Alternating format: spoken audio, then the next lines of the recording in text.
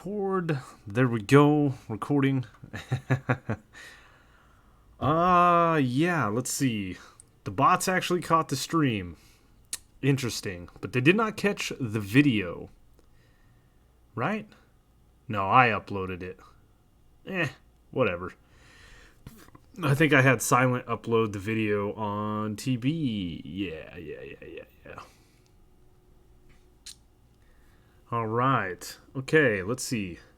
I do I do need to answer some comments. I forgot. And I was staring at the numbers of the video. Numbers are way down here in September, which is typical, right? That's when school starts back up. Everybody's going back to whatever, school and stuff and things and there was a lot of time put in last episode, like 10 hours. It was a lot of work of building all of the things and stuff, and when you see, let's move all this stuff up a little bit. Is that adjusted? That's good. And when you see numbers happen like that, it can be a little disheartening because we spent a ton of time beautifying. Nah, this isn't beautiful, but it is cool, and I'm very happy. We've got some suggestions for like maybe placing some vines on the birchness. I'm still not 100% what I want to do in the transitional thing here, but hey, you know, it's all gonna happen, and eventually we'll have this island 100% where I like it. That being said, welcome in, Juliana, Oz. I see you guys. Hello. That being said, I am pretty happy if, let's say, the decision was made to stop the season right now and do all the things that come with a reset. I would be happy with this. Baby, welcome. Julia, hello. B-Ron, hello. Yes, loves and hearts in the thing, right? What am I doing? We'll just do that. So what I want to do now is I think we want to go through and start working on the moss side of things, right? And try to get this little bit at least cleaned up. It's not much. I'm only gonna go for about an hour and a half tonight. I debated even streaming, but believe it or not, I have a video done.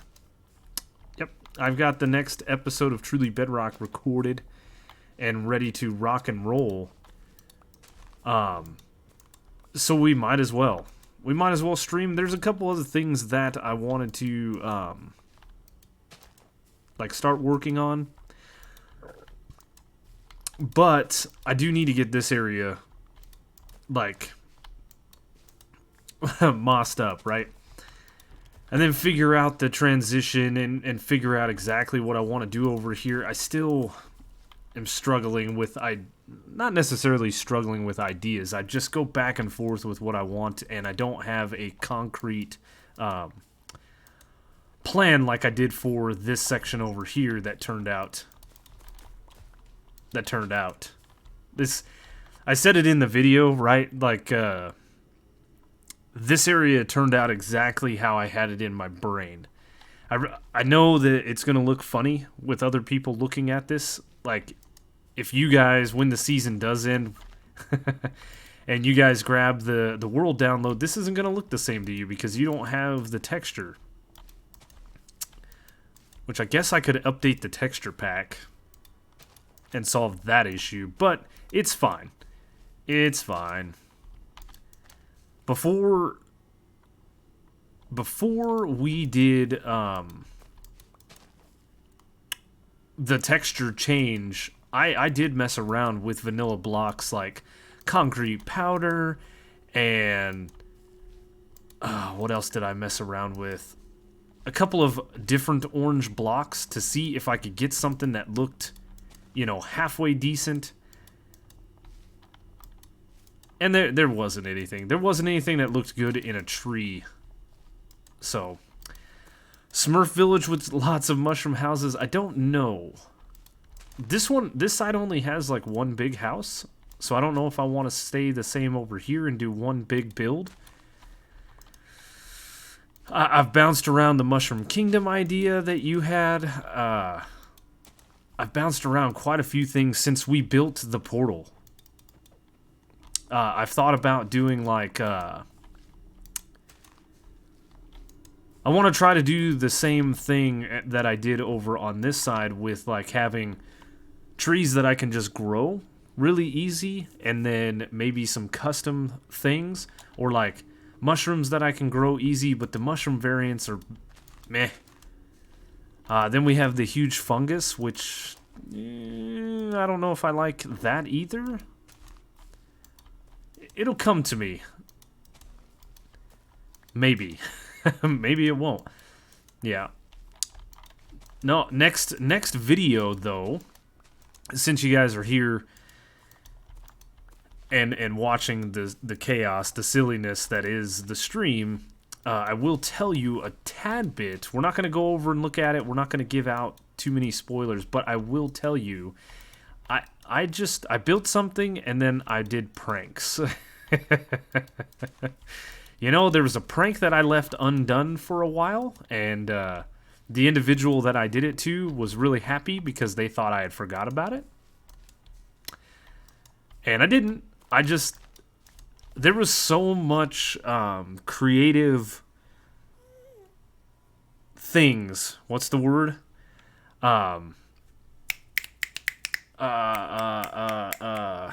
What's the word I'm looking for? I had a drive to do this. I was heavily inspired, and then, yeah, we wanted to do it. And then, of course, that led into other videos like the Gas Blaster and all the other things, so it's nice when things work out like that. Prank time. You know, we had to. It's been a while. The only bad thing is, I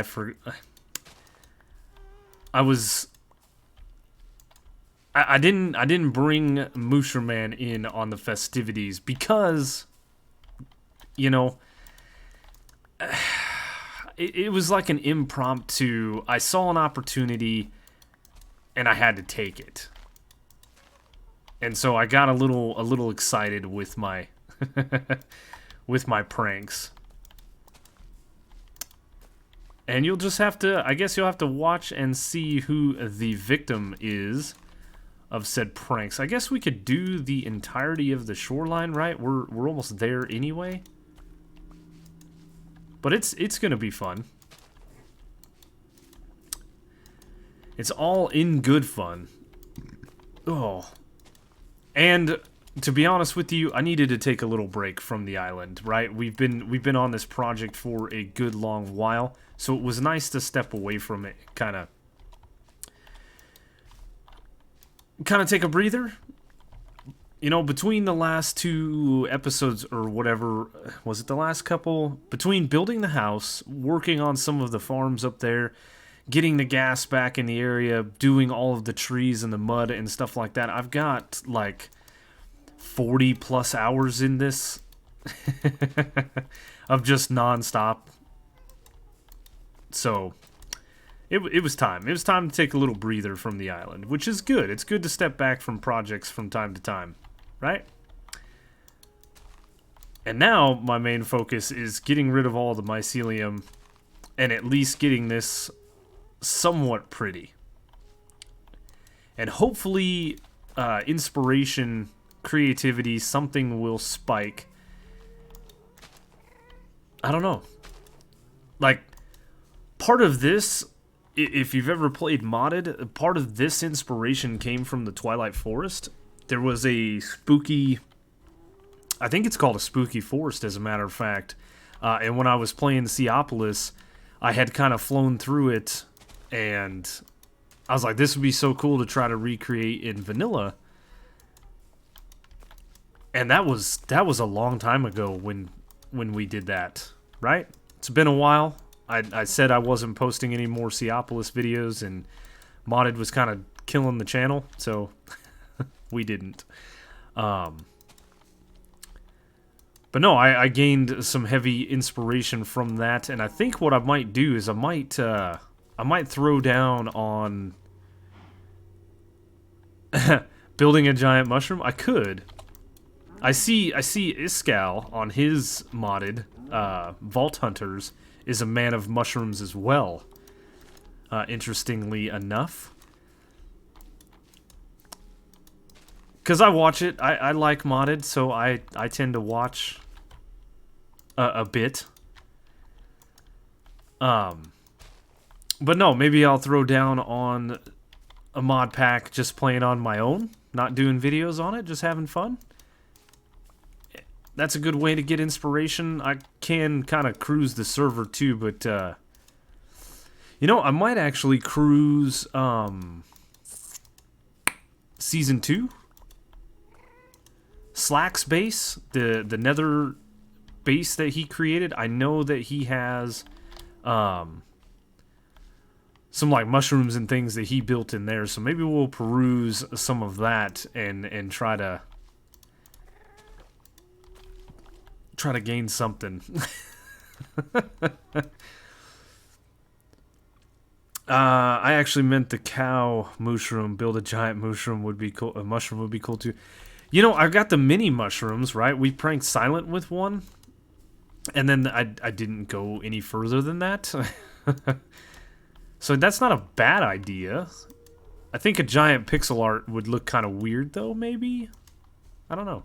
But it's not a terrible idea. And, you know, I don't always build everybody's ideas, obviously. And that doesn't mean that they don't go in the vault of things to do. Like, Oz had a great suggestion last season about a maze that we could build. That's not a not thing. That's not the right English. Wow. English is my first language. It's in the vault of things that are going to happen eventually. I've actually been working on a little bit of like redstone and stuff on my own, just kind of figuring things out, preparing for videos like that. And it will happen. Slack did crazy stuff with that island. He did. I didn't even know what he did, but I have access like you all have access. So we're going to go check it out one of these days and just kind of fly around and do the things. But it'll happen. You know, we're not going to leave this too unfinished. Again, one of the other things I was doing was I was kind of going through like some of the old worlds and stuff and looking at things. I have done that in the past. And what was I doing?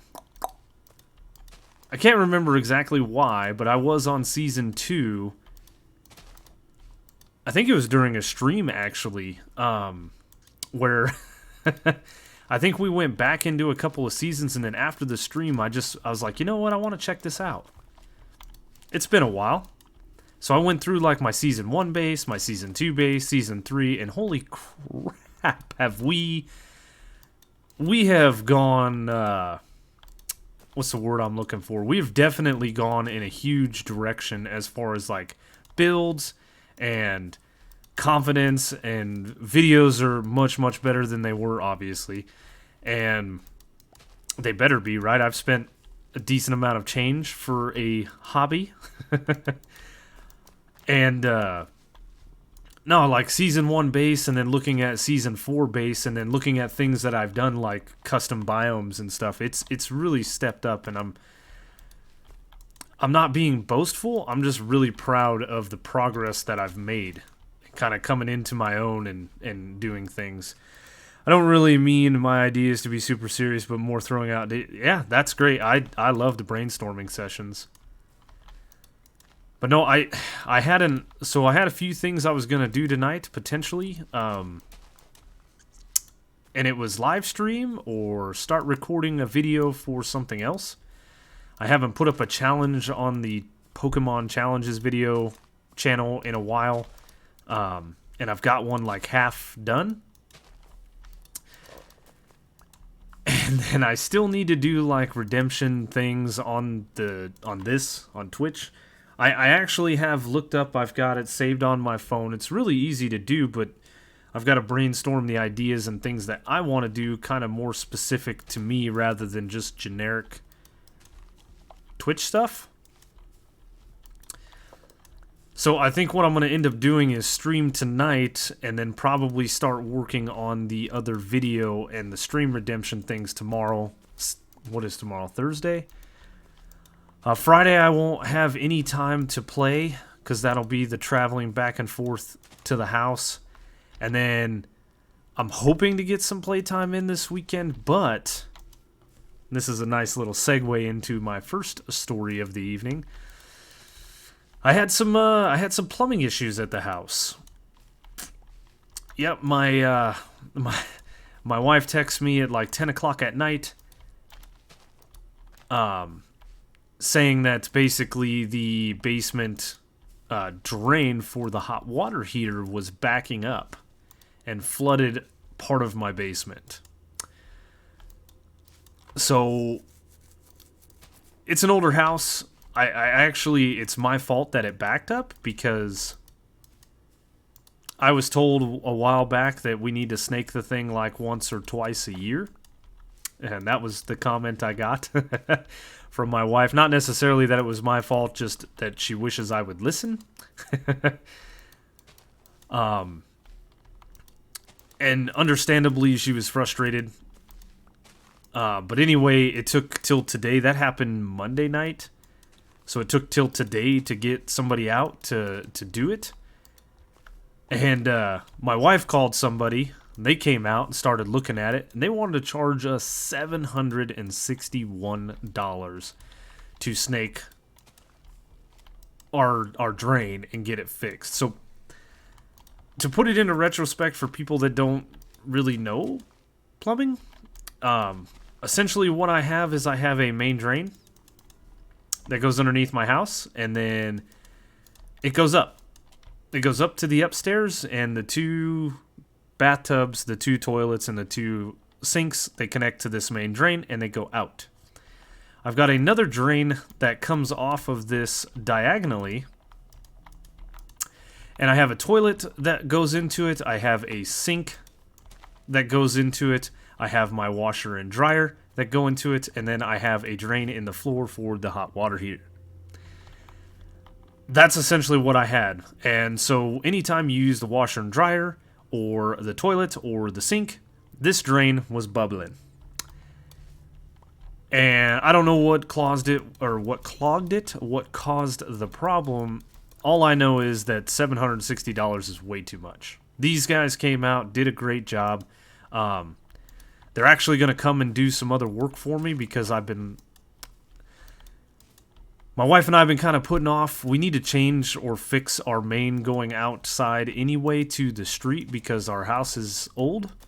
And it's an old, not a clay pipe, but it's old. It needs to be replaced, and I've been pushing it back and pushing it back. My neighbor across the street did it.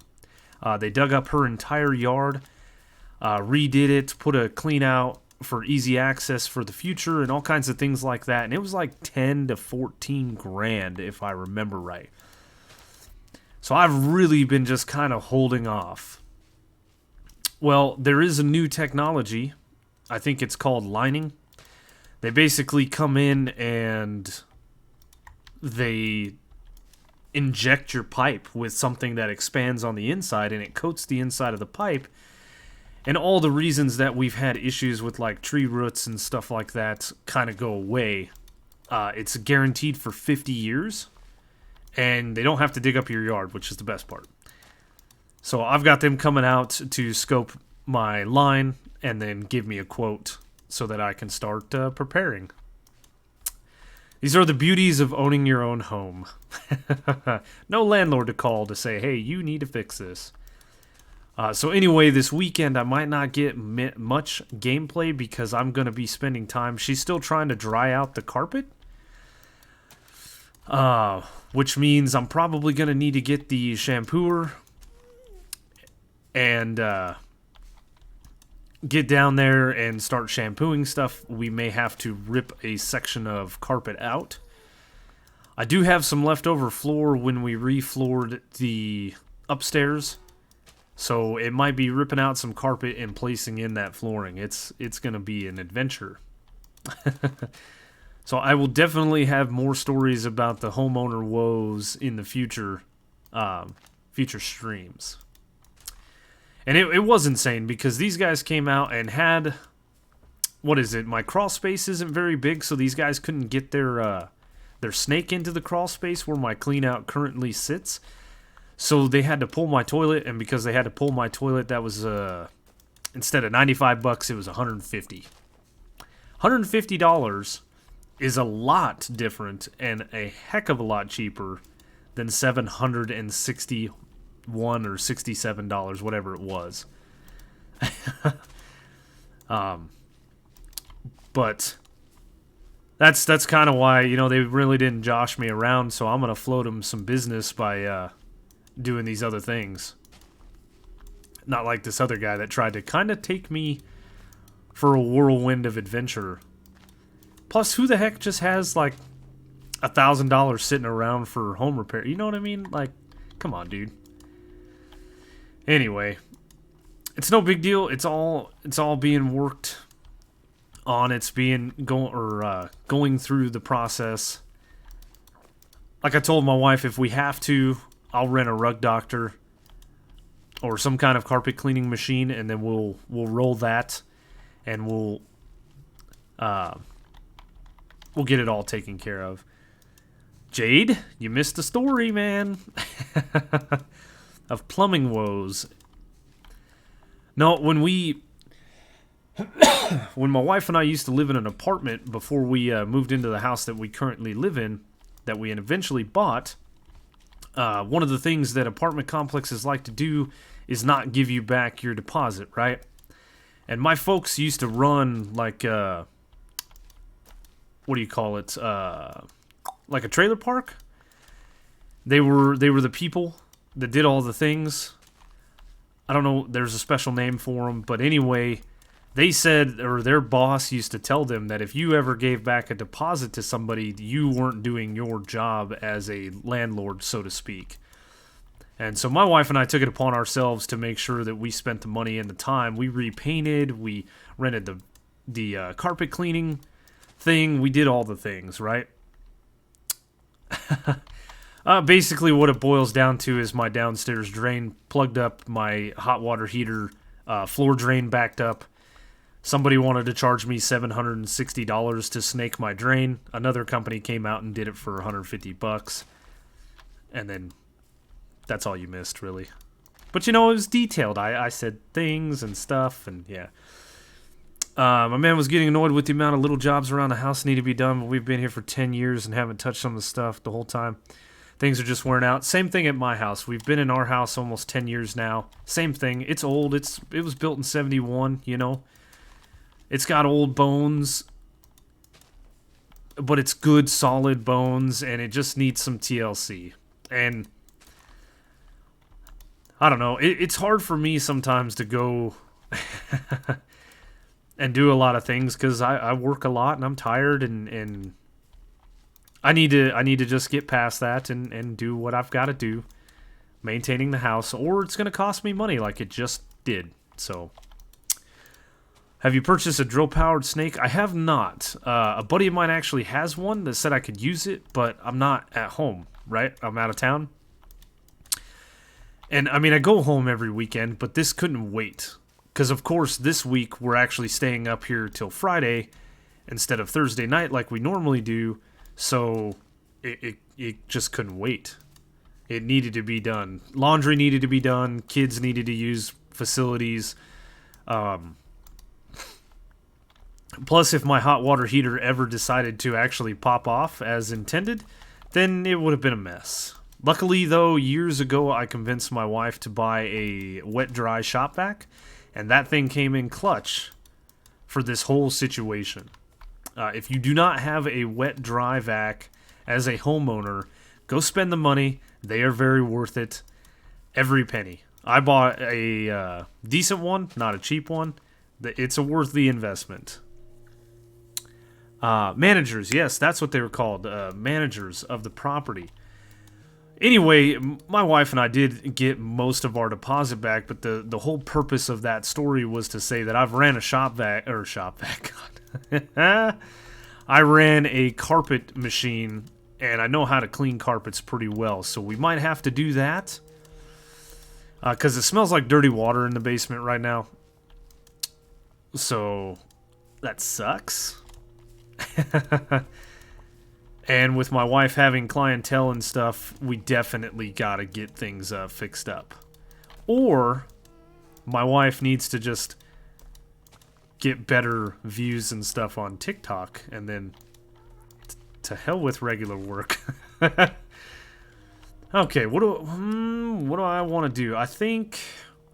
Where are we at? Let's see what we've done. This goes pretty fast, right? Yes, wet dry vacs are good. The only thing is, my kids didn't know, and it's okay. I'm not mad. But when you use the dry side of things, my goodness, that was terrible. I'm glad I got muted. When you use the dry side of things, there's a filter that keeps the dust down. When you use the wet side of things, you have to take that filter out. That filter does prevent the float from popping up, and the float prevents your wet vac from overflowing with water. And also that filter will get wet, and then it'll get smelly. And they're only like 10-20 bucks to buy a new one, really. And this one, I think, can be dried out. It's fine if it gets wet, right? And it's no big deal. I think I'm due for a new filter on that thing. I've had it for years and haven't replaced it. So, you gotta take it out. It's the only thing. And my poor kids didn't know, and I'm trying to tell them, and they think I'm yelling at them, and I'm like, I'm not yelling. I'm just telling you, you're learning. This is a good learning experience. You know, I learned that stuff when I was a kid, and how do you know unless somebody tells you? But it's been a heck of a lifesaver. So I highly recommend buying one. And you don't have to get expensive one. Explaining with emphasis, yeah, it was creative language and emphases. Because I mean, you know, I really am a construction worker at heart, so when I'm not behind the mic, man, my mouth is not nice. I don't know. It's not mean. It's just I like adjectives. Sure, we'll go with that. How do I'm just thinking about how I want to finish this up. I guess it doesn't really matter. I just keep bone mealing until I'm done bone mealing, and then I'll bone meal some more. Anyway, I've had a pretty... You know, it was pretty easy going up until that. Everything was going pretty good, but it seems like every time I go out of town, something breaks. Something catastrophic happens, and my poor wife is left to deal with it. You know, she's like, can you call plumbers? And I'm like, I'm in the middle of work. I can call them at break. But I talked to the guy I was working for and told him what was going on, and like, hey man, I need to step aside for like an hour and get some places called and try to get this handled, because my wife's dealing with it. We watch the niece's baby, sorry. So my wife's got a 4-month-old at the house at the moment, and trying to do all the things. It's not easy, right? On top of trying to find a plumber, and I know I don't mean this in a bad way, but a lot of the times these places, for whatever reason, they still have that old school mentality where they're like, oh, a female. Okay, well your snake pipe is connected to your knee pipe, and that knee pipe needs to be replaced, and I think your turbo flow preventer valve, you know, they just make up stuff. I've watched it happen. I've watched it happen with the mechanics. I've watched it happen with the AC guys that came out years ago. And so that's another reason I wanted to call, because I know a little bit about plumbing, being in the trades, a tradesman myself, a tradesperson. So I can tell when people are trying to sell me a line. Yep. But anyway, I was raised by boaters and they have mouth like sailors, and it's just as fun as contract. You've heard me in the meetings, Jade. You know how I am, how I is. It's bad. It's okay.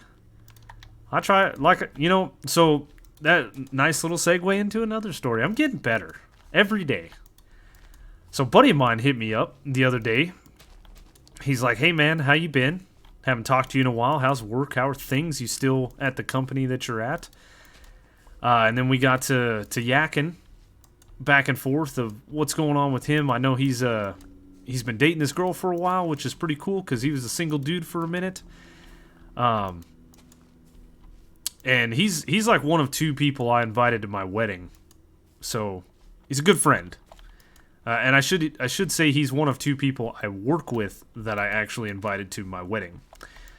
But no, he was... Slap... Slack pack. Slack rating with 34.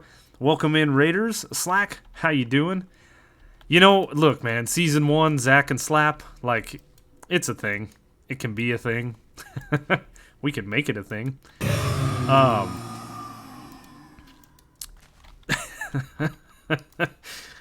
Oh, jeez. Well, it said Slack pack, so slap, right? I just combined the 2 because my brain works faster than my mouth. No, that's wrong. My mouth definitely works faster than my brain. My brain doesn't really work sometimes, you know? I got a bad brain. I probably need to see somebody about it. Slapped with a Slack rate. That's a good way to say it. What was I saying? What was I talking about? My buddy. No, my buddy hit me up the other day and he was telling me this gal he's dating's got a 10-year-old boy. And one of the things that they've bonded over is video games because what just happened? T-Man the Bacon King followed, Slack rated, and then Aaron the Glow Stick. Thanks for the fall. I love that name. That's awesome. Made me giggle. They bonded over video games, and the kid, of course, likes Minecraft like everybody else. Reisha Tisk, thank you for the follow. I hope I didn't butcher that. And so the guy was telling his kid that he knows a Minecraft YouTube guy. And his kid thought that was the coolest thing. And so they turned on some videos, and that was one of the things that the mom said was, keep it nice. And thank you, Draco, for the follow. She doesn't want to hear profanity left, right, front, and center, which I understand as a parent myself. My kids are older now, so it's not that bad. Like, the topics of conversation we have are vastly different than they used to be. And that's just the age, right? Chewbacca! What's up, man? How you doing? I'm doing great. I'm always doing great, right?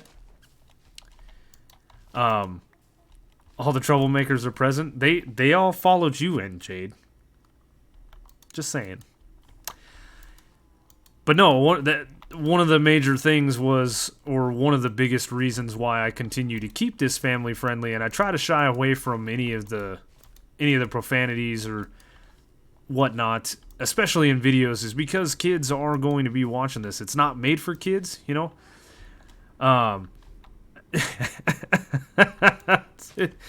Oh, that mean bot got you, Jen.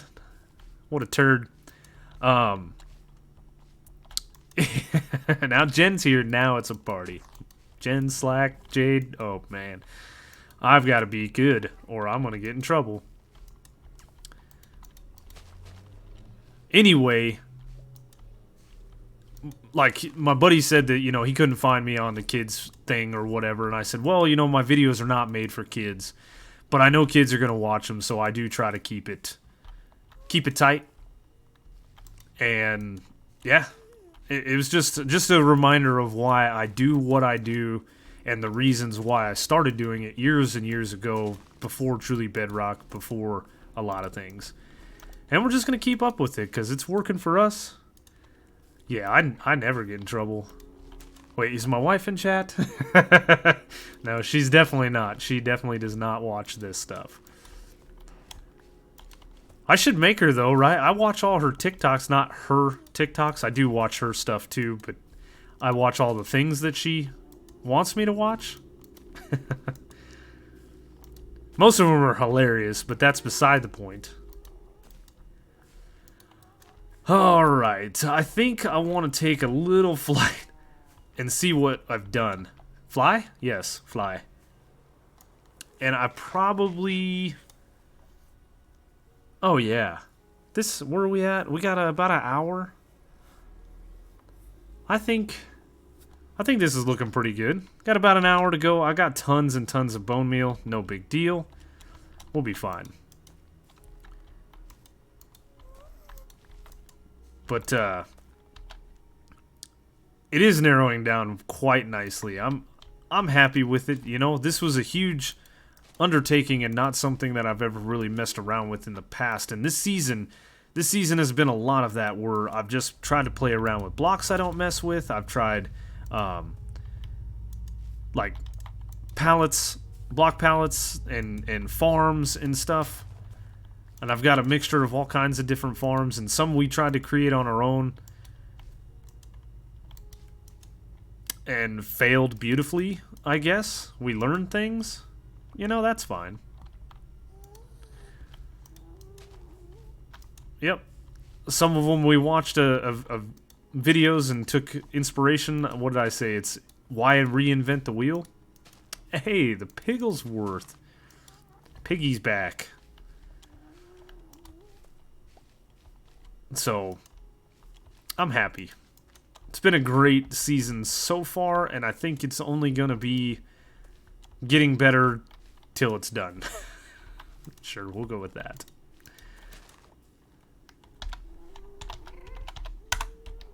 Gotta say hi to Pigglesworth.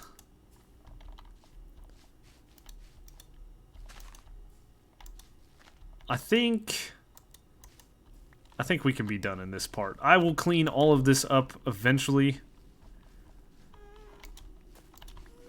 Don't let me forget, how the heck do I even get out of here? Oh yeah, over here. I remember.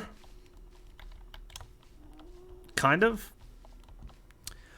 Instead of blending the two sides, you can blast a gap between them, making a river separating the spooky and bright. That would be a...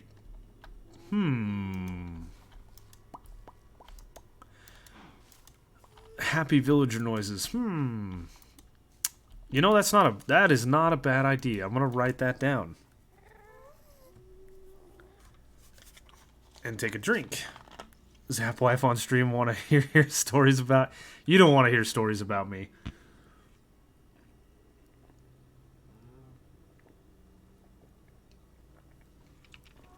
No, she doesn't really... She doesn't hate the video game thing or any of that. She's...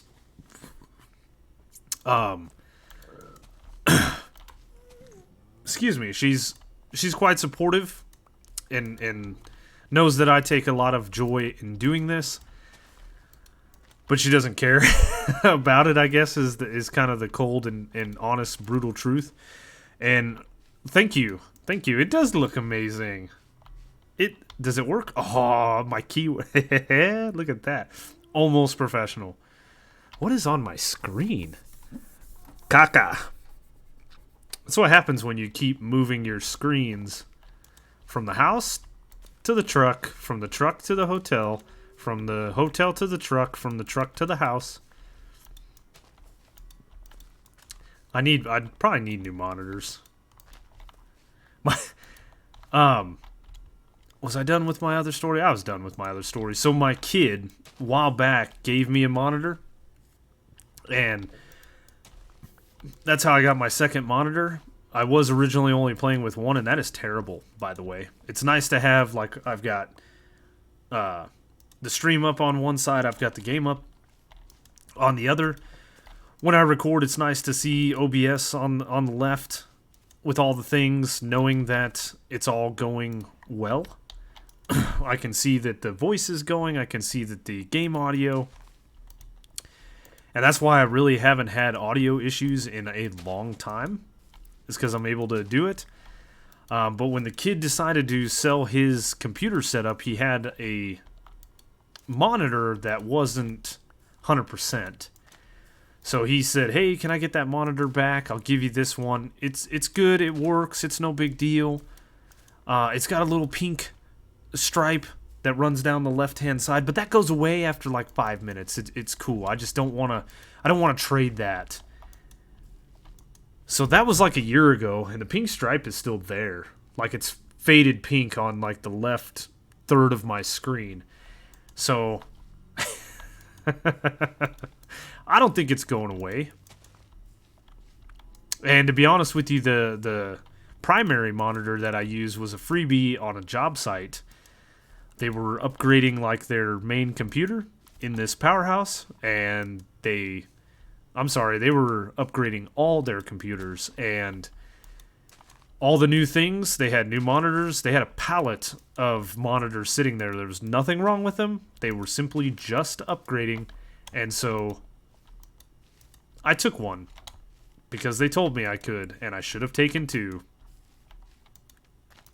But I do seriously need to get another one, because the one that has the pink thing also is having an issue where sometimes when I plug in the display cord, it doesn't want to work.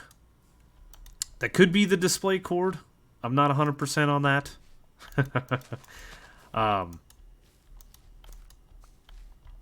But we just need to upgrade. Need to reinvest in a couple of things. I think we're doing pretty good. Keyboard's good. Mic's good. Mouse is good. Headset.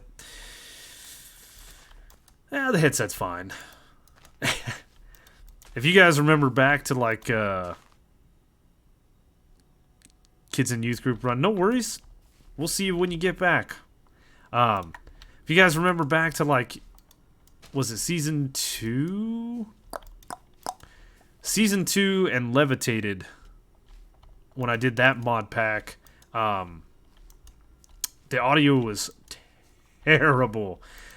And that headset, it was a headset with a mic built in that I was using for recording instead of an actual mic. That is what I still use for a headset. Because why not, right? The headphone side still works really good. Yeah, Black Friday is right around the corner. I've got other things I've got to invest money in. This is a hobby, right? Well, I one day hope that it's more. But for the moment, it is more or less a hobby. And so... Oh, crap. Speaking of that, I need to check something real quick. Thank you. You guys reminded me of stuff. You guys are great. Yeah, it is too soon for Christmas. My birthday needs to come first. Then Halloween. Then Thanksgiving. Yeah, there it is. Hell yeah. My birthday's first, before Halloween. Then Halloween, then Thanksgiving. Then Christmas. I love Thanksgiving. It's one of my favorites. Halloween is also a favorite of mine. It's kind of dwindled down, though, with the kids getting older and stuff. We don't do what we used to do. But we'll see. This year, it just depends. Normally I'm on the road, so can't do much. One year, though, I did fly all the way back from... I was working in Phoenix, and I took a flight to the house, and then took my daughter trick-or-treating because I promised I would. Went to sleep, got up, jumped on a plane, and went back to Phoenix. Didn't even miss a day of work.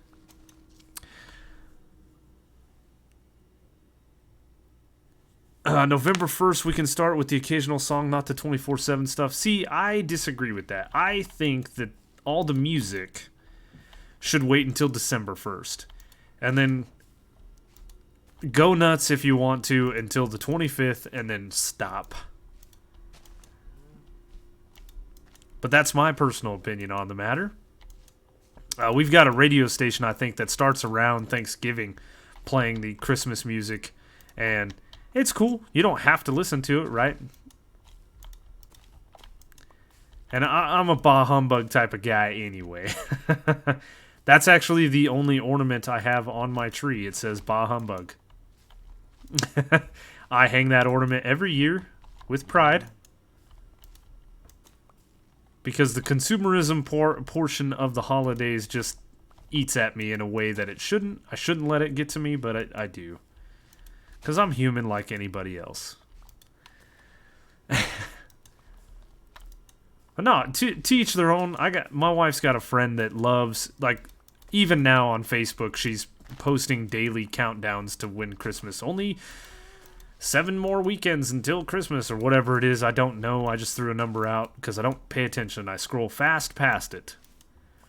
And like I said, to each their own. It's not my thing, but that doesn't mean everybody has to hate it.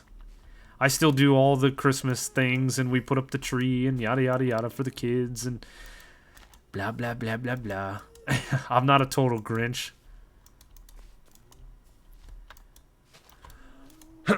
Speaking, so Halloween music till Halloween, normal music for November, and then Christmas music. I can get behind this. Working retail is make Christmas a no to the no. I get it. I get it. The Mariah Carey, All I Want for Christmas Is You. If I hear that song again, I'm probably gonna go insane. And then that's going to be bad. Yep, I might crack. And I don't know how you guys do it. I don't know how retail workers do it. Convenience store people. You know, the annoying sounds that have to be put up with. I guess maybe it's like construction, right? We have beeping and horns and sirens and stuff that go off. You just get numb to it after a while. I don't know. This is Halloween. Yes, that's a great movie. So October 1st, we do have a tradition in the household where we start watching spooky movies. One a night until Halloween. So that's coming up. I think my wife's actually got the... she made a box, like a little tin, and it has popsicle sticks, small ones, of all the movies. And so every night... whoever's labeled for a certain chore, I think it's dishes or something like that, they get to pick what movie we watch. And it's just a random drawing out of the little tin. And we watch the movie as a family. It's cool. I like it. All my kids love scary movies. And, it's a fun bonding experience and all that stuff. I like it. It's a good time. She has it for all 3 holidays. She has one for Christmas, one for Thanksgiving, and of course, October. We kind of go the whole month of October because there's a lot of movies. There's a lot of spook. Nightmare Before Christmas, no, it is not the best Christmas movie. Die Hard is the best Christmas movie, but you're entitled to your opinion as I am. And so that is also a thing that we have to do. We watch the Polar Express. That's a kid thing that we've done for years. We watch that every Christmas Eve, and Die Hard every year. But no, The Nightmare Before Christmas is a good movie. Really, any movie that Tim Burton's ever touched is a pretty good movie, to be fair. And we watch them all, right? There's The Corpse Bride, and then what's the other one? There's like 3 of them that they're not a series, but they kind of are. I can't remember. I've watched so many movies, I don't even know. It's like when I met my wife, I barely knew a few movies, and now I know too many. It's probably fine. It just adds to my vast knowledge of useless information. My ritualistic movie is V for Vendetta on the 5th of November. Understandable. I get it. Yeah, I don't think there's any other movies that we watch like ritually. Religiously? Yeah, we'll go with that. Religiously is fine. But speaking of Grinches or people that are just downright rude human beings, I've got a story. And I wanted to tell this story. Well, I wanted to stream last weekend, but I found myself playing Pokemon, right? I'm still trying to complete the full decks on Legends and catch all the shinies. And like I've started going in numerical order, and I think I'm to like number 60 in numerical order. I think I finally passed 100 completed dex entries, which is what I typically do at this time of night.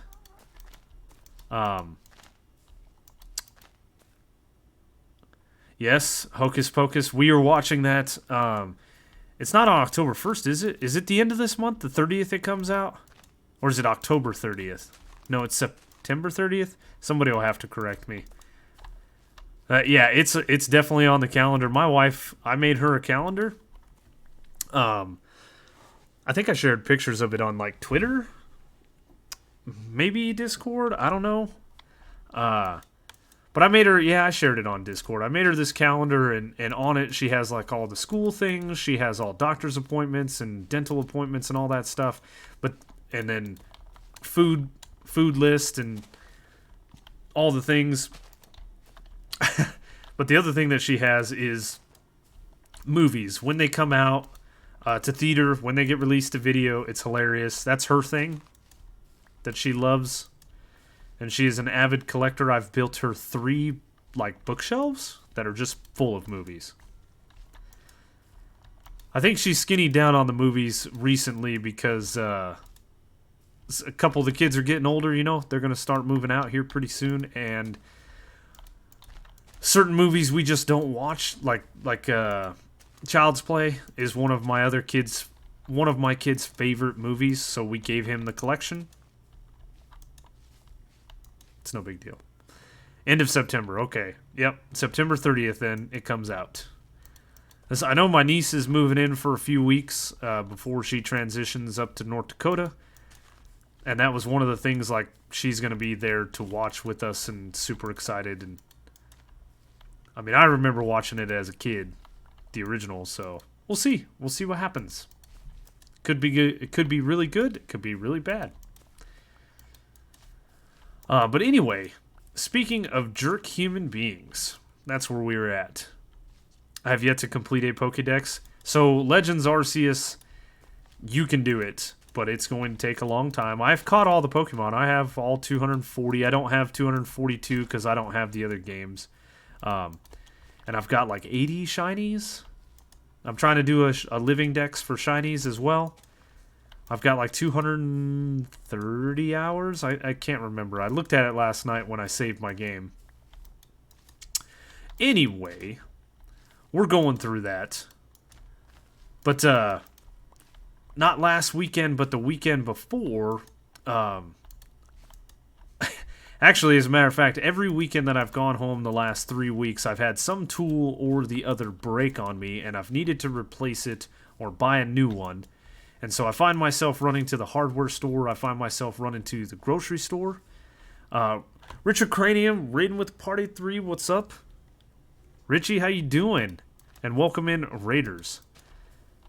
We've had quite a few Raiders. Not a lot of them stayed, but that's okay. How you been? Yeah, so my wife bought me like a toaster oven and a skillet, and I take that with me when I do these out of town things. And like I made a quesadilla tonight in the hotel room. Ridiculous Ben lurking in the shadows. Anyway, that's kind of a ritualistic thing I do, is go to the store, go to the hardware store. I've done it the last 3 weeks. This weekend, I won't have to go to the hardware store. Nothing broke this week. Well, you know, the week isn't over yet. There's still time. A lot of the tools I'm replacing are old. I replaced a pair of needle nose pliers. They were 16 years old. I replaced a tape measure. It was 7 years old. I bought a new digital level to replace my old one. That thing was also 7 years old. And they've been put through the ringer. I use them quite often and constantly. It has made me a lot of money. I have the belief that tools don't cost money. At least the ones I buy for work, they make money. Permanoob. Quesadilla maker is my second favorite appliance next to the coffee maker. Oh, my wife did some research. She went online and looked up all the different things that we could possibly do with the toaster oven that she bought, and she's got a list for me so that I can make food and not have to eat like ramen noodles or microwave dinners because they're terrible. I've done it for like the last month. I think I've been up here a month, and I was just getting tired of it. So the sweetheart that she is, she found some ideas. So chicken quesadillas is what we've had this week. It's hard to buy food and cook food when you're only up. I'm away from the house a couple of days, 4 days, and then I'm home. Technically, it's Monday night, Tuesday night, and Wednesday night. I have an Instapot. I could definitely bring that, but there again, we are in a hotel room, so we got to keep it minimal. Anyway, a couple weekends ago, we were coming back from the hardware store. Delicious black bean and corn is another fave Dilla recipe. That sounds good. I like both of those things.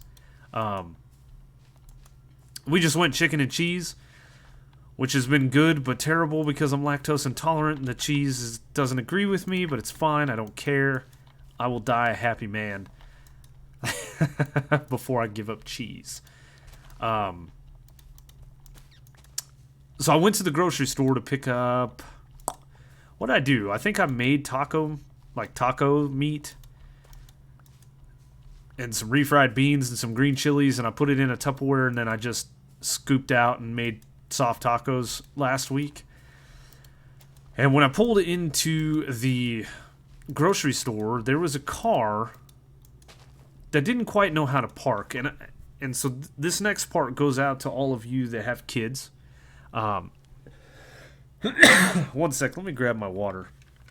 I finished this one.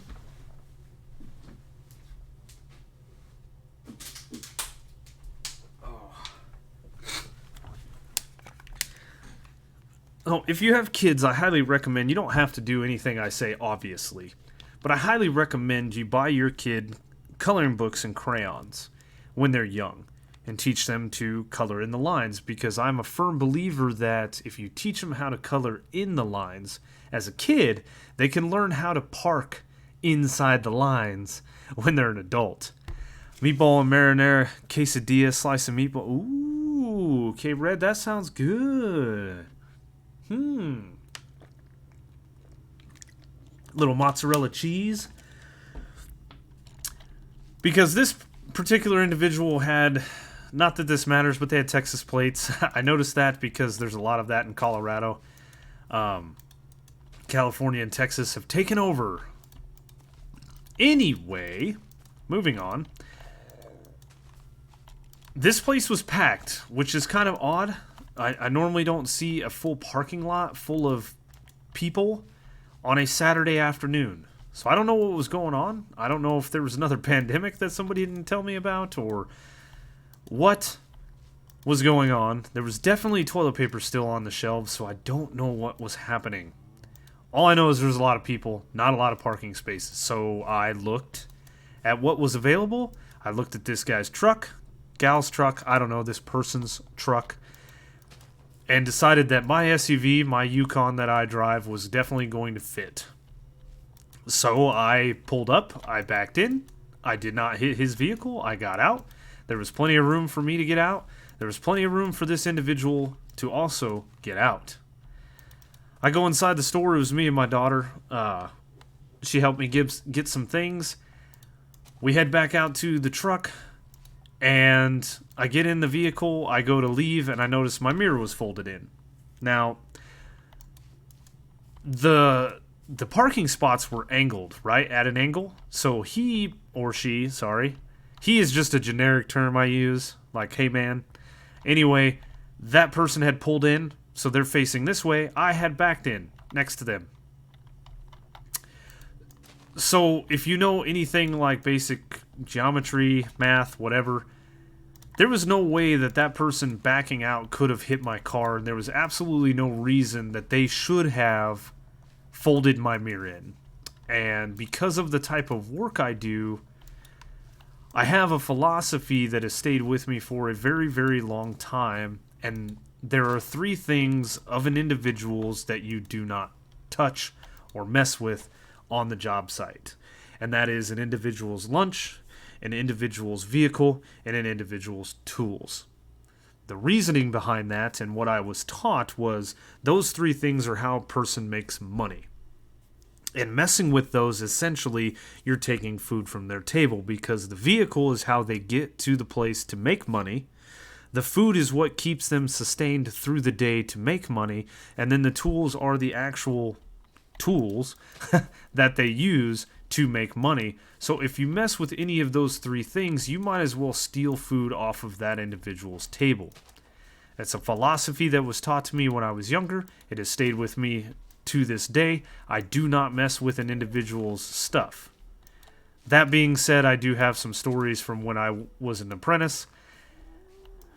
14 years ago, before I had really learned this philosophy, and there was a certain individual that got the bitter end of a little bit of my radical tyranny, and I messed with two of those three things on this individual.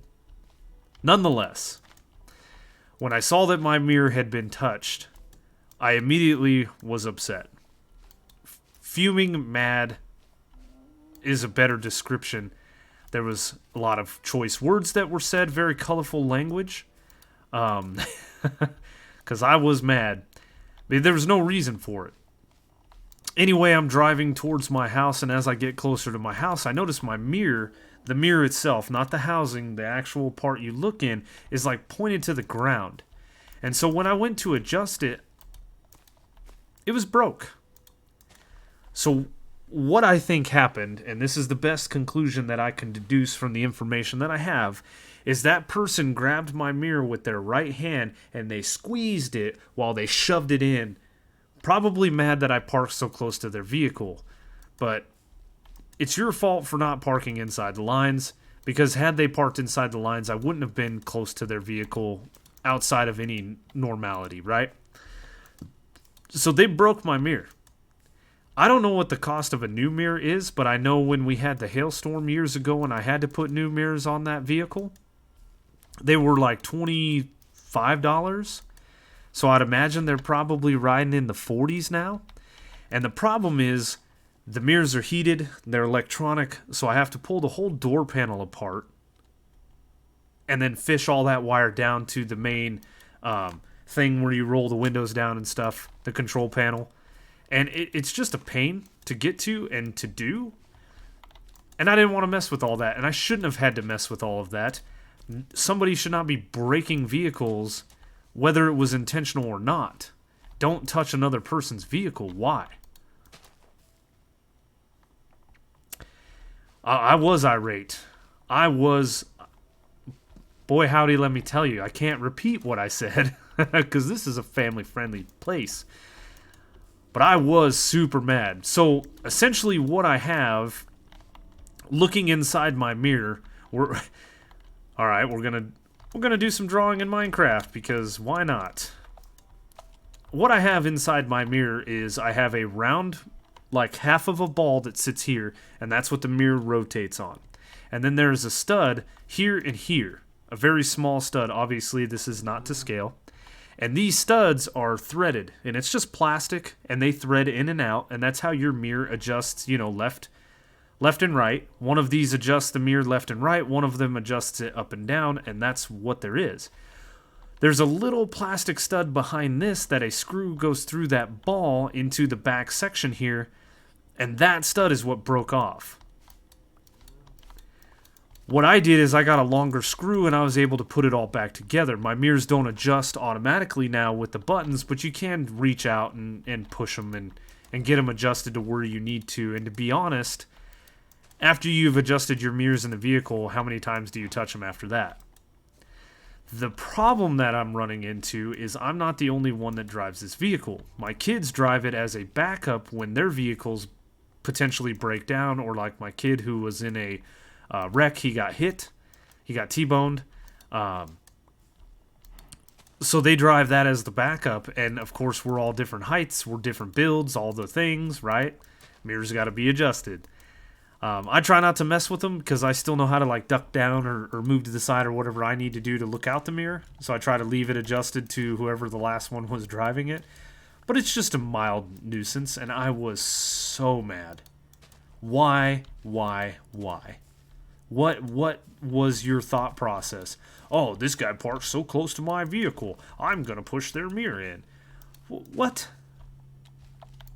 So I highly recommend, if you have young children and you haven't done so, please buy them a color book and crayons and teach them to color inside the lines. It may prevent them from breaking somebody's mirror on their car at an older age. Maybe not. Probably not. Doesn't matter. I'd have been talking to the store manager, asking for video footage. I was going to file a report, but then you get into insurance deductibles and all this stuff for a $40 mirror.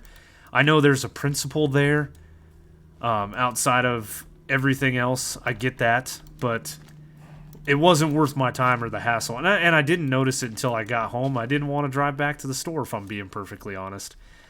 And I did fix it. Like, it's working. I don't have to buy a new one.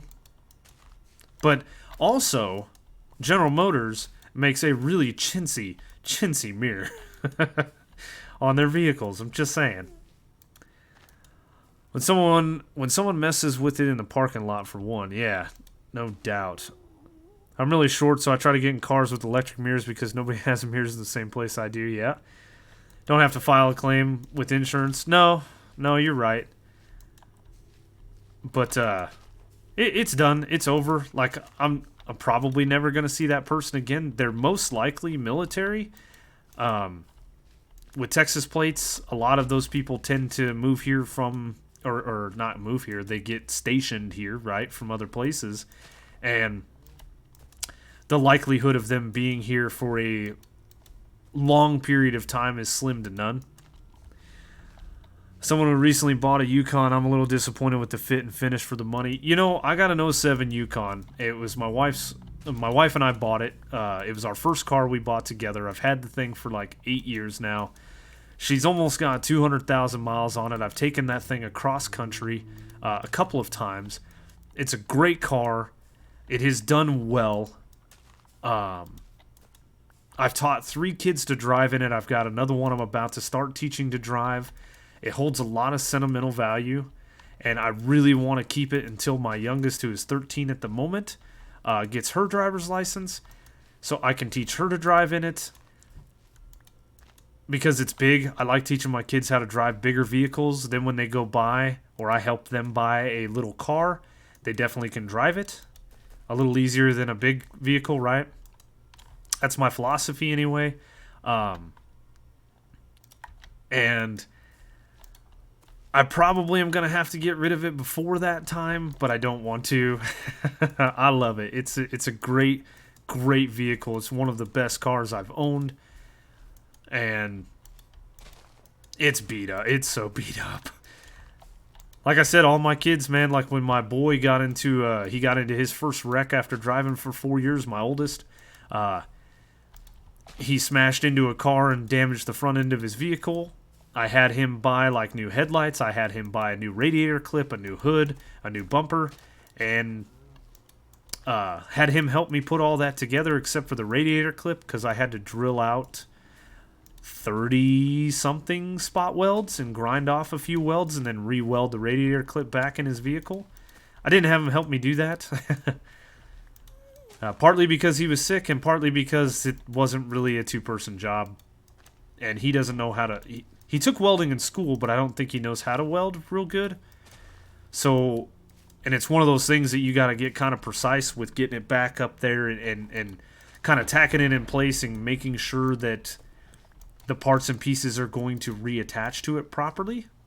So the little specialization of putting it all back together, I just did on my own. But I mean, he drove the Yukon while that was going on. Let's see. The service members are the best ones to deal with because you don't have to deal with them direct. Yeah.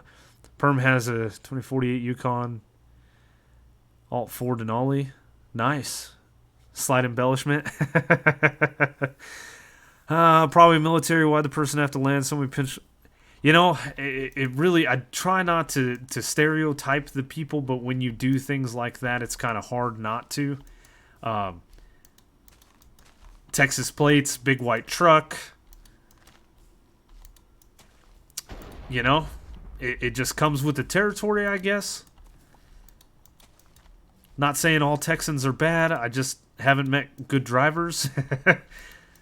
I've driven all over this country, and I'll tell you what, Texas has some of the craziest drivers I've ever met, and some of the weirdest roads I've ever driven on. Not as bad as, like, Jersey, but it gets there. And there again, that's subject to the person, right? If you were raised in these places, you probably view it as normal, and the way that the roads are constructed here in Colorado are probably weird to use, so it's all just me. Yeah, you report to their chain of command. GA is the pits. I have been to Boston. I actually have a brother that lives in Boston. I've got another one that lives in New Hampshire. And I'm planning on heading out there in like a year and a half. Go see him. Go meet my nieces that I've never met. Because I think one's getting close. She's in high school now. And I've never met her. So... But no, definitely, I've been to Boston. My dad bought a four-wheeler from my brother, so we went out there to go pick it up years and years ago. That was kind of one of the first places I learned to drive. I was 16 years old, and he put me on the Mass Turnpike. That was scary. My dad definitely had to change the seat covers after I got done driving. I actually got pulled over on the Mass Turnpike. I was doing 85, and I got pulled over for impeding the flow of traffic. I was going too slow. They told me if I couldn't keep up with the flow of traffic to get off the turnpike. Jersey doesn't want to pay the added insurance for drivers to self-serve. Pittsburgh, Oklahoma. Anyone know how Tech Okies drive? So my sister... let me tell you the story. So, like, Amarillo and stuff got a pretty bad winter storm a couple years ago now. And my sister, she lives in Austin. Yes, Austin. And she wanted us to come down there for her wedding. And I told her, like, look, I'm not going to load up my family, my 5 kids and my wife, and drive to your wedding in this weather. I know how to drive in the snow and the ice, and that's not the problem. It's Amarillo hasn't seen snow or ice in 30 years or whatever it's been. It was a long time. I said, so I'm not worried about myself. I'm worried about the idiots that are going to be driving around and that smack into me, and I've got precious cargo, right? So sorry, sis, I'm not going to be at your wedding. And she said something, and I said, don't worry, I'll make the next one. She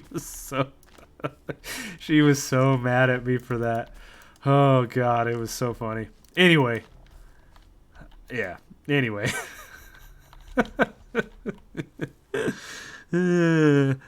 Oh, I got 5 hours for work, but I got to get sleep. Zap. I was reading your comment, Richard. Thanks.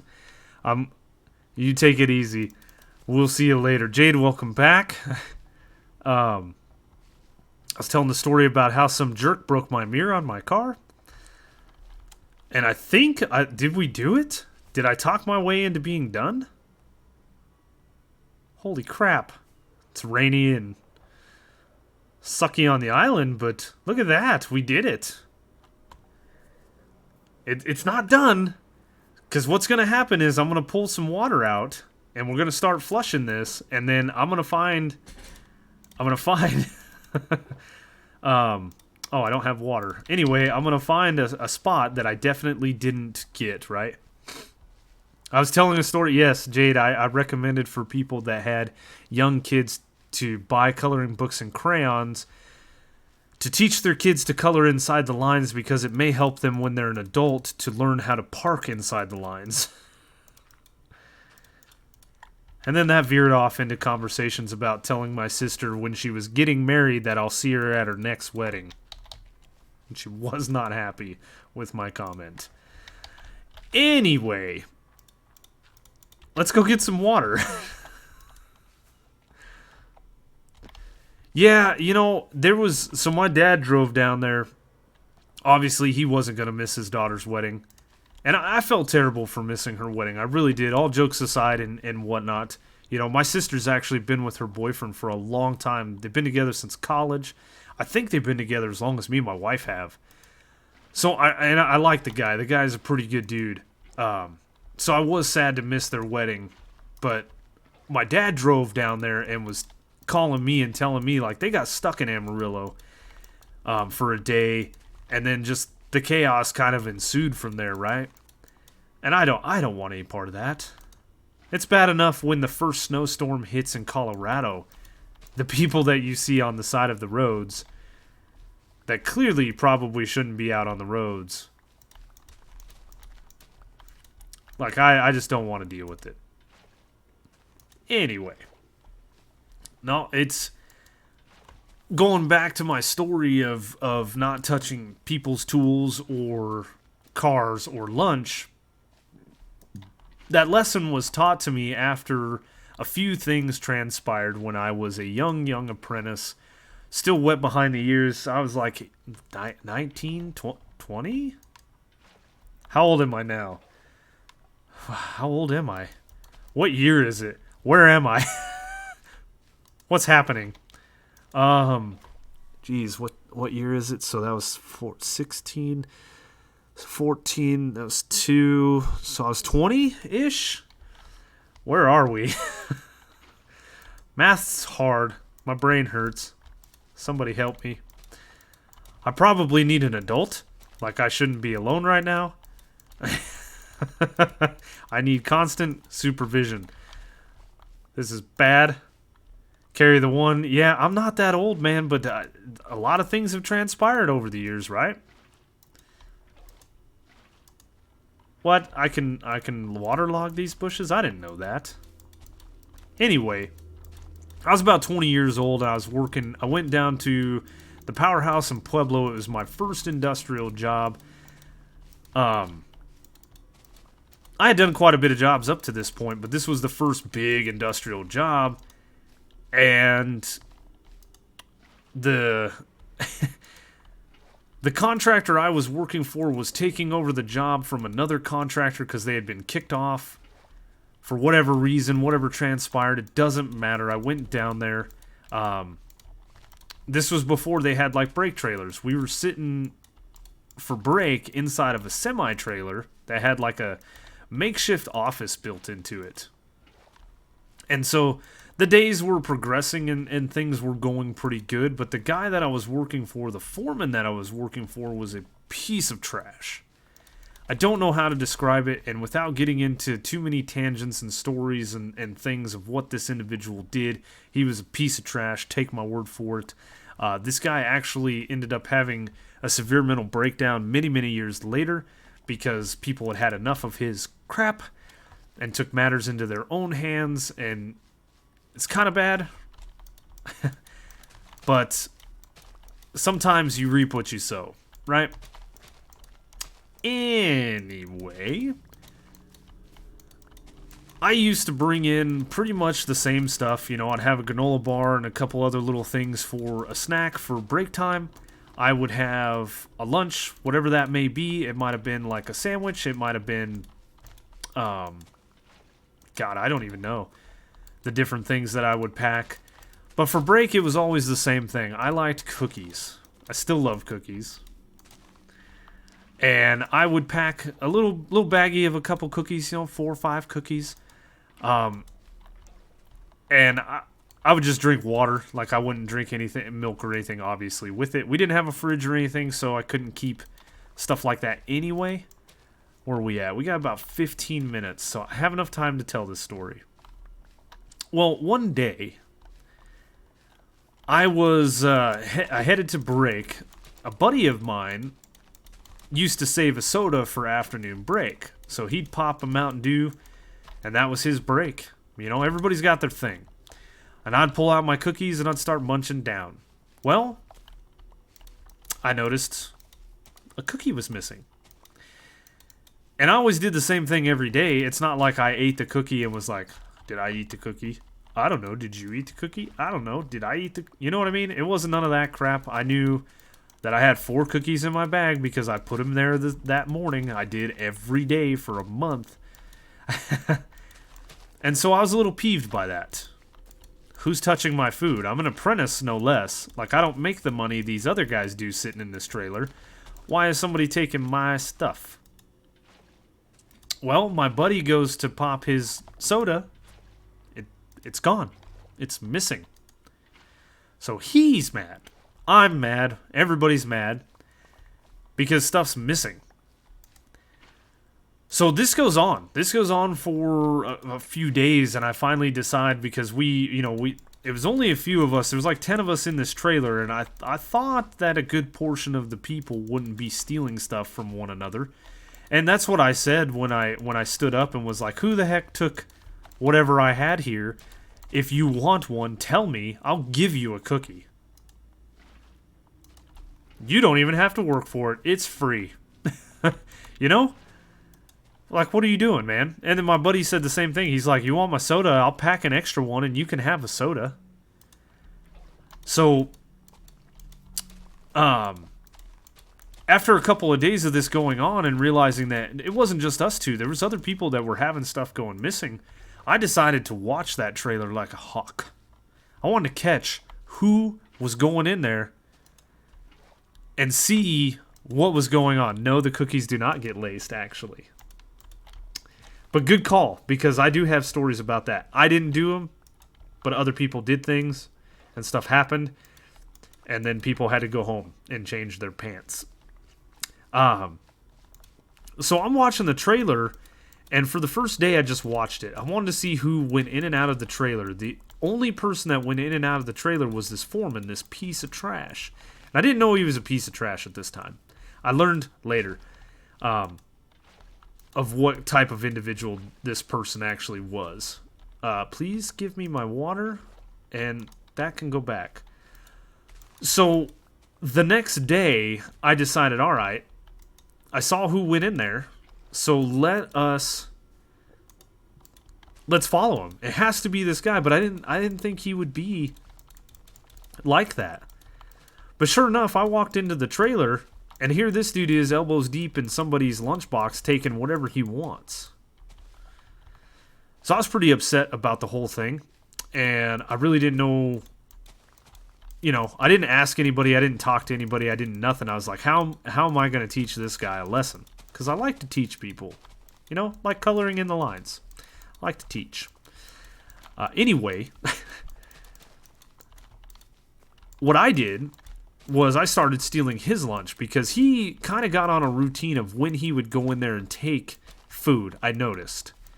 And so I would go in, like, before afternoon break, after he had already been in, and I would snag up something he had, and I would throw it away, because I wasn't going to eat it. You don't know what people put in their cookies, man. But no, in all seriousness, I would just do that. Well, I didn't get a rise out of this guy, or even a comment about it. So it got progressively worse until, like, a week later, I took the dude's whole lunchbox and I threw it in the trash can. And this guy was mad. He got up, he screamed, who the F did this? I would never do this. Like, this whole BS story about how whoever did this was lower than trash and all this other stuff. And I'm like, really, dude? Because I caught you getting into everybody else's lunchbox, and the reason that people are missing things and stuff is because you were the one doing it. No, I would never do that. I would never do that. And it's like, I catch you in my lunchbox again, bud. We're going to go outside the gate. We're going to kind of handle this old school. It's going to be fight on sight, my friend. And, I was young. I was squirrely. I've calmed down. I've changed a little bit. I view the world in a different set of eyes. Sometimes you got to have quite a humbling experience to change your viewpoint, but nonetheless, this guy continued, man. He continued with his antics, not just stealing food, but throwing guys under the bus and trying to get them in trouble. He got a heck of a name for himself, but He ended up getting a buddy of mine fired over some horseplay stuff, which, to a degree, I understand. There was a zero horseplay policy tolerance for it. But this guy also threatened to whoop my buddy's butt. And there is a zero tolerance for fighting and bullying. But this guy didn't get reprimanded for that, which I thought was really weird. And so after he got my buddy run off and fired, I was pretty upset about it. So most of you probably don't know what CAD welding is. CAD welding is, by definition in the code, exothermic welding. You have a mold, you put in a powder, you ignite that powder, it drops molten metal, and it's how you bond copper together for grounding purposes in electrical systems. It actually uses thermite as its powder, and if you know anything about thermite, it burns extremely hot. We can actually look that up right now, because I want to know. Let's see.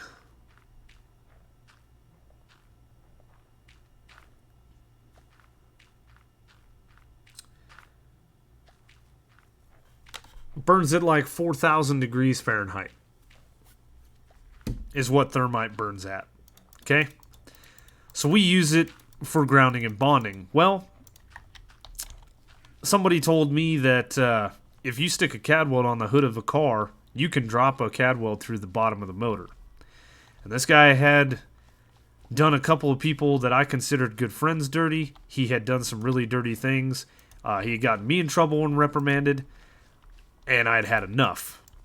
So I went out into the parking lot one day while he was busy kissing up to the boss, I guess is the nice way I can put it, the family-friendly way to put it. And I set that CAD weld on top of his hood.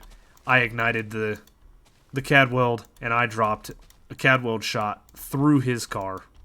And it went to the ground. And if you poke a hole in a motor all the way from the top to the bottom, she no worky no more. Yep, this guy was severely mad. And I understand. And I tell you what, I believe heavily in karma. You know, you put good out, good comes back. You put bad out, bad comes back. And let me tell you, I had a rash of bad stuff happen to me later on throughout my adulthood and life. And so I got what was coming to me.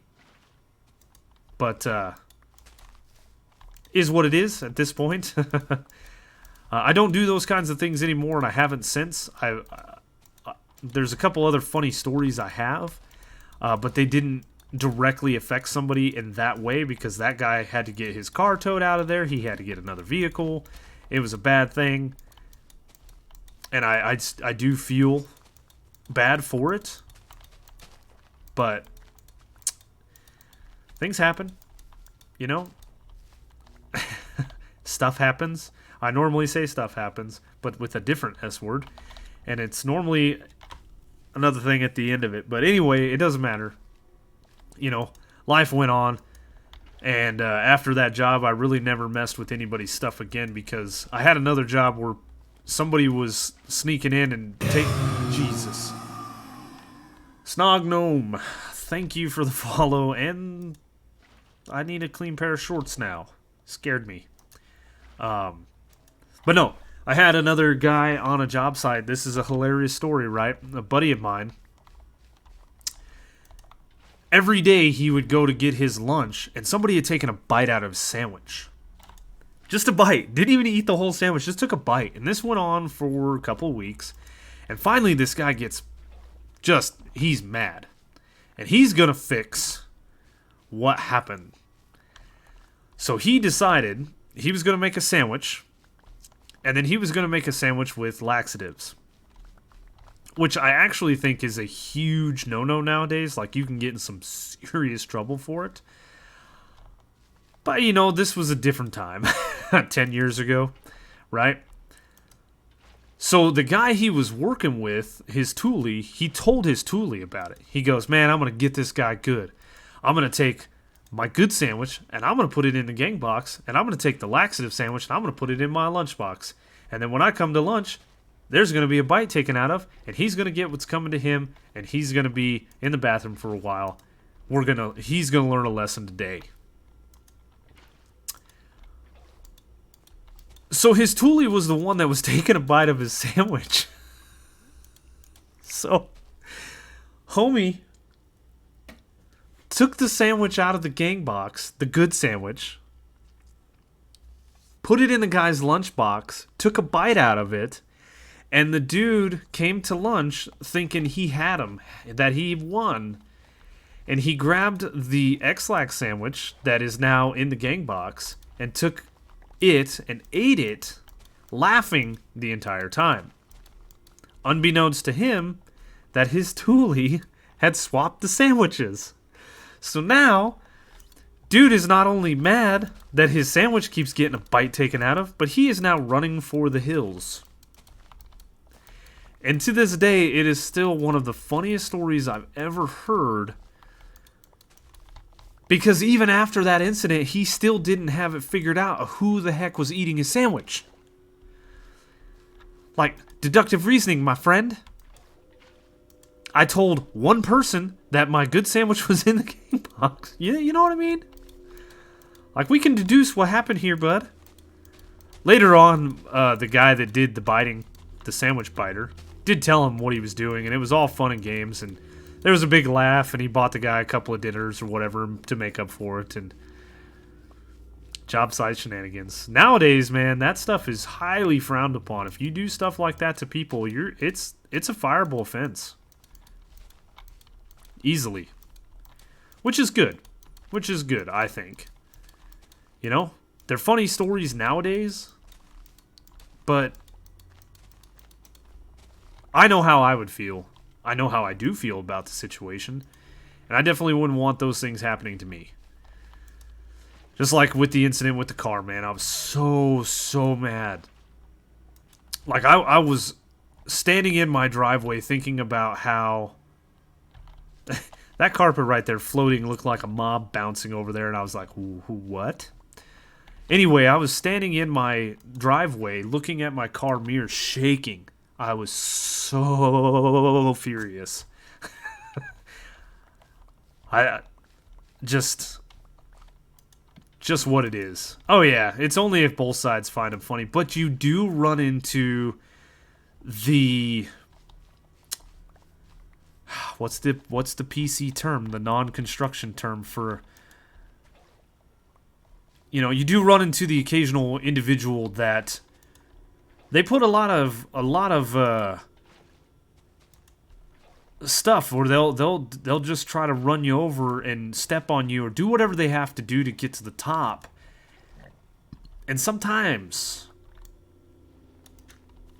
those people need to be dealt with. Maybe not in the way we used to deal with them, but it still happens. Like I said, it's the FF games and the F heads that that need to be dealt with sometimes. I don't know what the proper terminology would be for that, because that's what we call it, and I don't tolerate it. I had a couple of apprentices on the last job that I was running, and the one was constantly up the other one. Why are you still in this corner? How long are you going to be here? You want me to get you a mailbox? Just riding this kid's butt. And finally, I told the guy, I was like, are you in your work area? Are you doing what you're supposed to be doing? Is your stuff tied up tight? Like, 100%? You've got all your ducks in a row, man? Because if not, you probably need to tend to your garden before you start judging somebody over theirs. Right? So, had the apprentices back, man. We can't do that stuff no more. We gotta do it right. Toxic narcissist, that's a good word for it. There are a lot of people like that, man. And some of these people think that they're the best thing to ever hit the electrical trade since Nikola Tesla. And to those people, I say no. No, you're not. There's so much that goes on in this trade. There's so many changing technologies. Like, they're offering classes for EV charging stations for apprentices now. That wasn't a thing when I was an apprentice. I know nothing about them, but these apprentices do. And I have the opportunity to take the classes and stuff to learn about it, sure. But the technology is ever changing, and so if you're not on top of your stuff, then you're just like any other electrician, right? And if you claim to be the best and you know everything, then you're done. You might as well go do something else with your life, because I learn things every day from people. I learn new things from journeymen, from apprentices, from everybody. You're never done learning. But I had this apprentice that came in and he's like, I'm the best pipe bender in this local. I'm the best pipe bender in Colorado Springs. You know, I'm union, so he was talking about the local union, and I was like, do you know everybody in the local?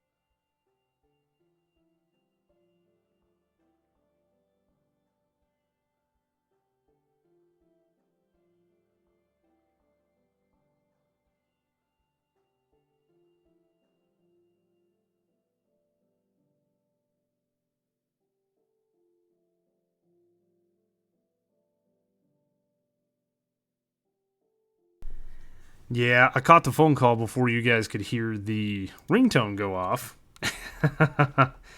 My wife was done doing whatever, so she called me instead of me calling her.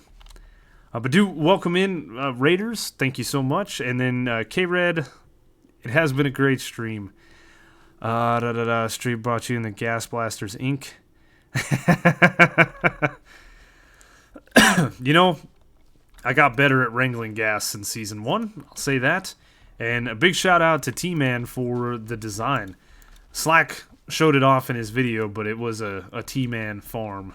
So, I'm real happy with it. It works good. It's not 100% like waste, right? There is waste, but I don't care. I turned all this dirt into mud, after flattening the island out.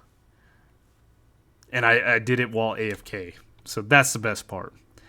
But anyway, I don't even remember where I was. I got cut off. Forgot where I was at story-wise. But yeah.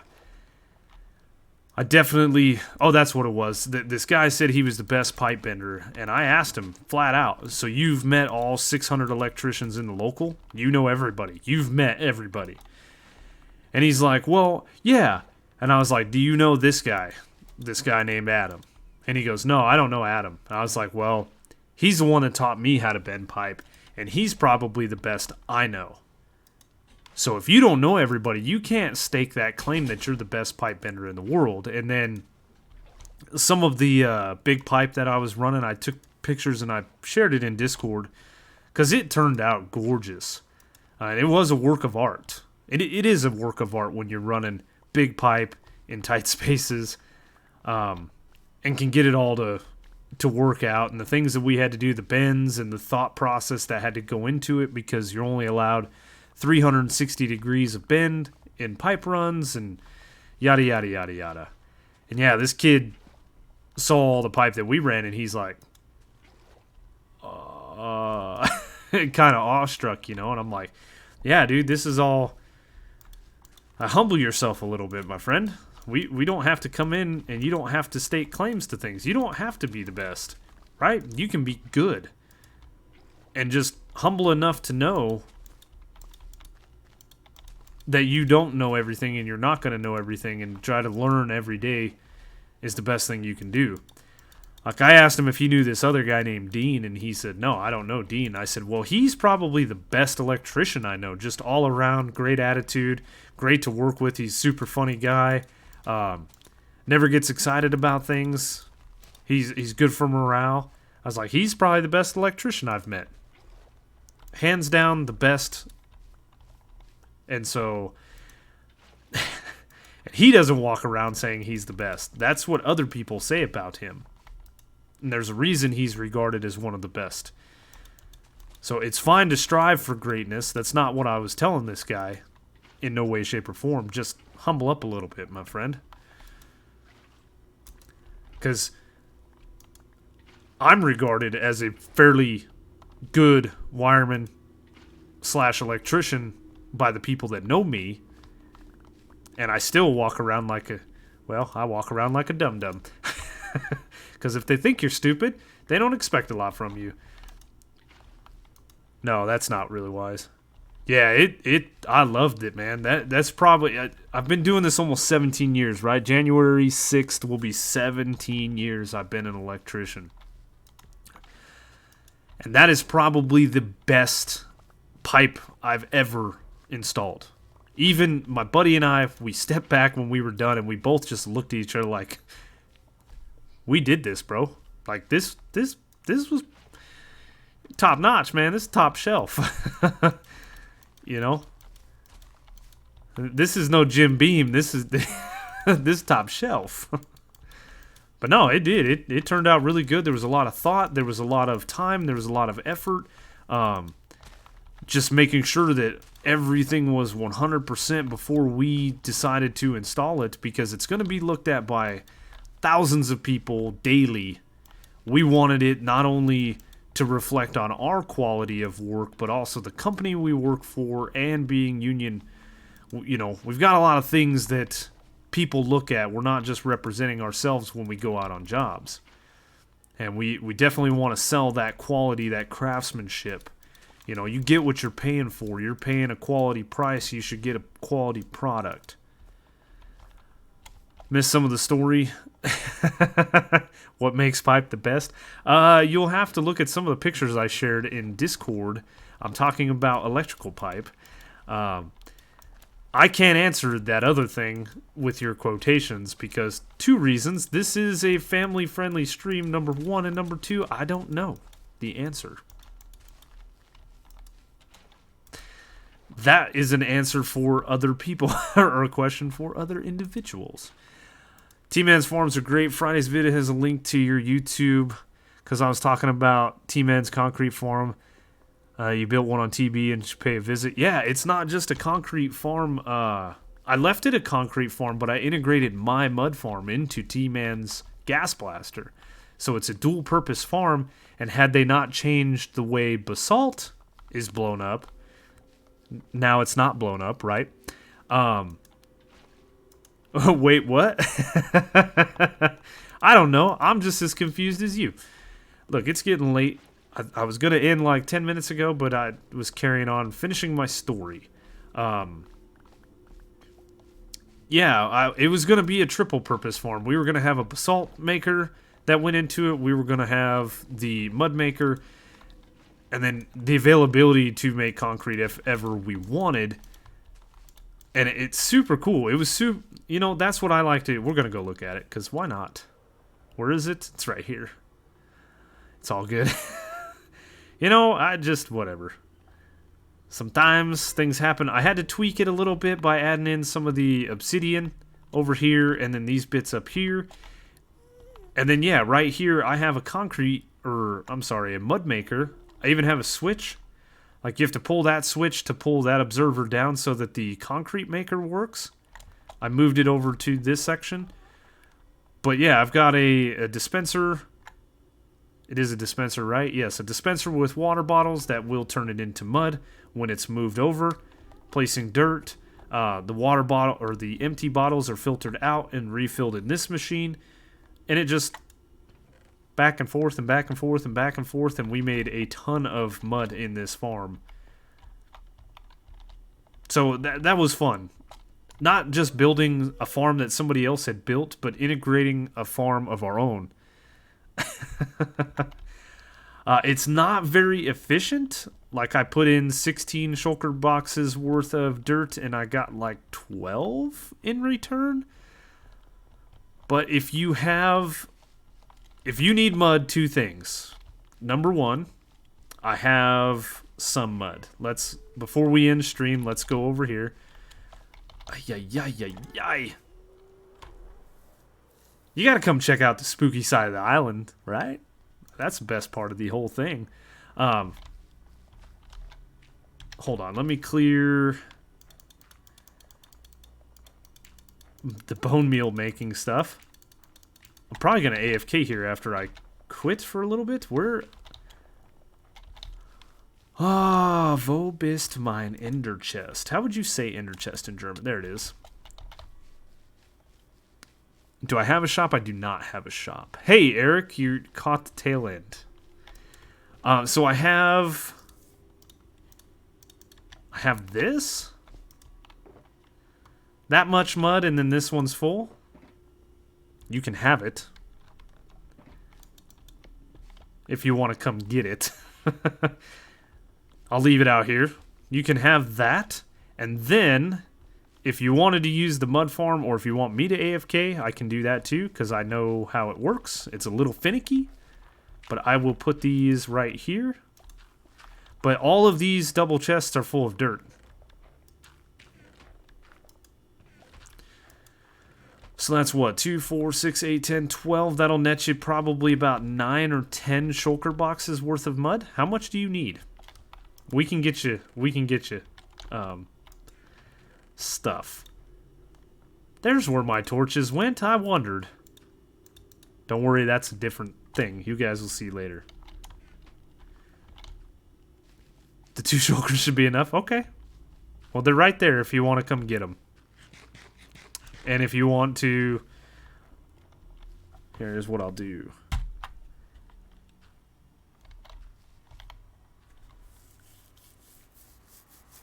Do you remember the cheeky way of getting to the portal? If not, I could send you the coordinates, I guess. It was behind Foxy's portal. If you go past Foxy's portal and then just walk down the precarious path, you'll eventually find your way. to the portal. Oh. Alright, awesome. Just want to make sure. Yeah, you can see all the craziness. I love this island. It's definitely one of my favorite things I've ever undertook. And I definitely don't ever not want to live on a mushroom island because you'll see in the latest video we were doing some work somewhere else and I forgot that mobs are a thing and I had to remember.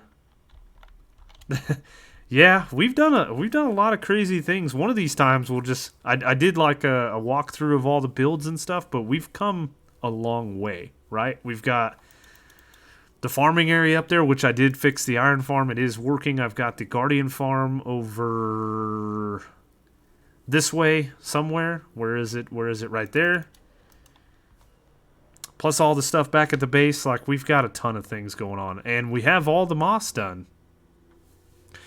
So I need to spend some time cleaning all of this up, and then we've got a few ideas brainstorm for what we're going to do, but we will definitely have to come up with a picture-perfect, like, what I want to do, because I don't have it full. Dead coral makes good dead leaves. Yeah, see, I messed around. I forgot about the mangrove roots. So we just changed the texture because that was easier adding my textures, right? I have my own texture pack for things. Where? Fly fast. It's probably killing the durability. It's fine. Like my totems, right? I have my own texture pack for totems and glass and the grass touching, the nylium, all that stuff. We changed all of that in a texture pack. So I decided to change these trees. They look like the Twilight Forest canopy trees. You should see Jessie B's base with this texture pack. It's super, super good. I sent her pictures. Anyway. Ugh. I did forget about... Yeah, somebody mentioned that too, the mangrove roots. Can I... You can't... Before we leave, I gotta look, or I'll forget. Yeah, she was wanting somebody to try skeleton horse head on her stream, so I jumped across, and... Like, before I went down there to go look at the head, I was just looking. Because the birch leaves, the birch trees are what I changed. So... Oh, man. See...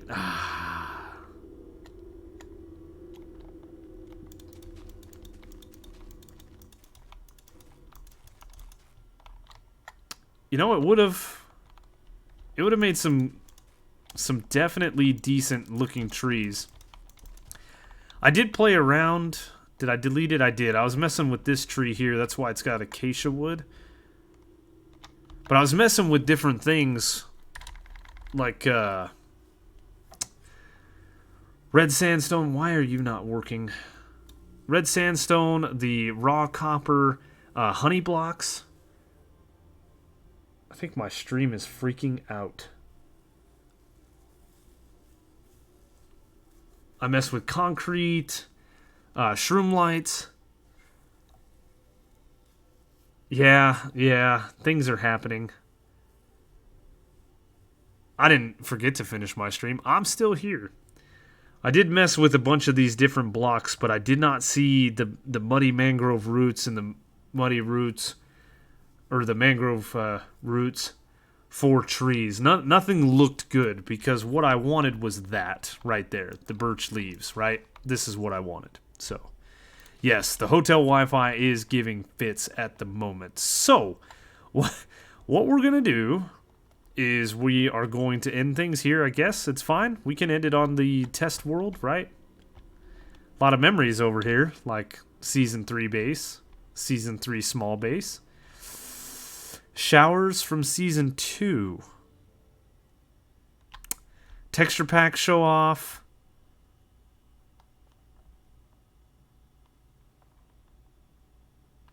What the heck was that? Oh yeah. That's the AFK autocrafter. I don't know. I don't know what half this stuff is. I've got stuff somewhere in this world. I don't even remember where it is. This was a new area I started in season 2?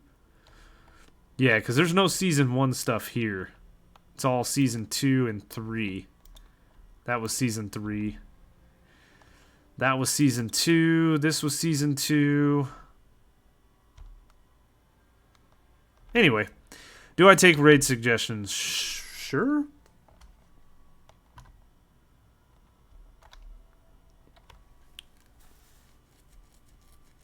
If you got one.